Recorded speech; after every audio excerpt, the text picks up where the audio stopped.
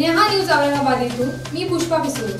आता सोमवारपासून दर दिवसाच्या राजकीय घडामोडी रोज सायंकाळी 7:30 वाजता आपण नेहा न्यूज यामधून पाहू शकता।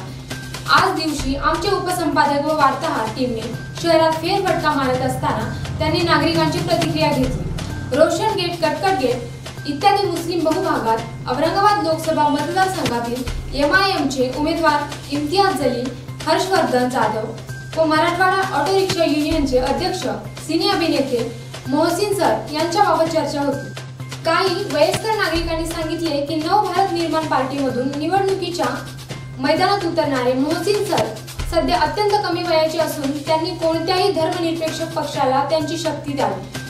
ते एक चांगले सामाजिक कार्यकर्ते असून शहरात मराठवाडा ऑटो रिक्षा युनियनच्या माध्यमातून रिक्षा चालक व मालकांचे संघटन उभारून त्यातून एक मोठी शक्ती निर्माण केलेली आहे। या बाबतीला काही शंका नाही। फुटपाथवर आपले जेमतेम छोटे मोठे व्यवसाय करणारे व लोकांवर होणाऱ्या अन्याय व अत्याचार विरुद्ध पहाडासारखे उभे राहणारे मोहसिन सर यांच्या मागे गोरगरिबांची ताकद उभी राहू शकते। तरी मोहसिन सरांनी ही ताकद व शक्ती जातीय शक्तींना पराभूत करण्यासाठी वापरावी। त्याचबरोबर सोमवारपासून लोकसभा निवडणूक धमाका 2019 नक्कीच पहा। आणि हो, वेळ विसरू नका, सायंकाळी ठीक 7:30 वाजता।